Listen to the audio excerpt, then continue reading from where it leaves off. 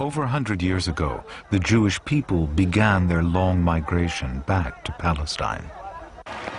Then, the biggest war the world has ever seen, the First World War in 1914, means that the Jews are to come closer to a homeland.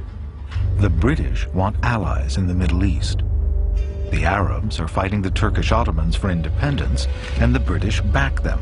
British ally Russia is losing the will to continue, and believing the Jews could influence the Russians, the British backed Jewish claims for a homeland. The Arabs and the Zionists felt more and more that conflicting promises had been made to each of them, promising Palestine. After the war, the Germans are defeated. The Middle East is divided between the British and the French. Palestine is now governed by Britain.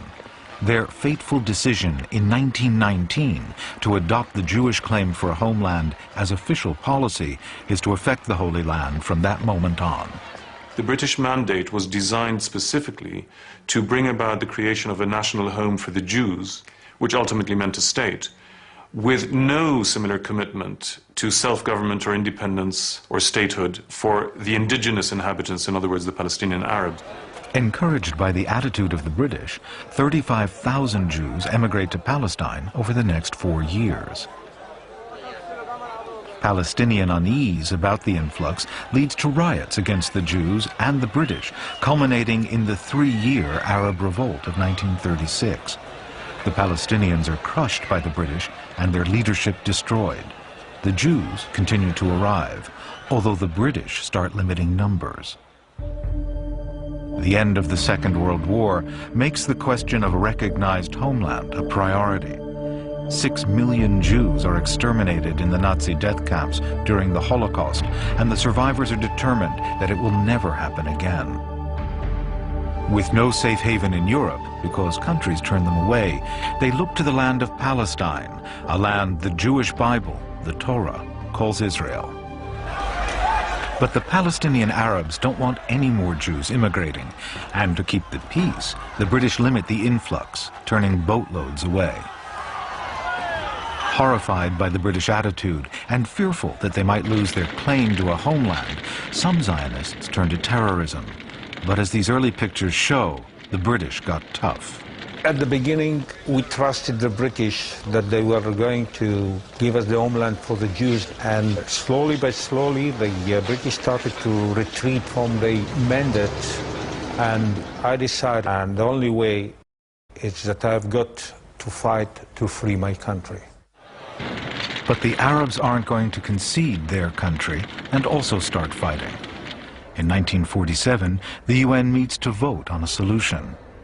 Europe and America had limited Jewish immigration, and thousands are living in refugee camps.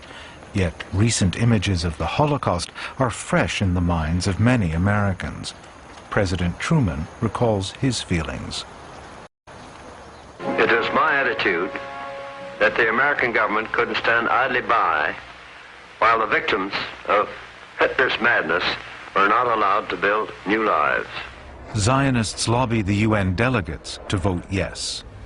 The United Kingdom, abstain. The United States, yes. The resolution of the Dutch Committee for Palestine was adopted by 33 votes, 13 against, 10 abstentions.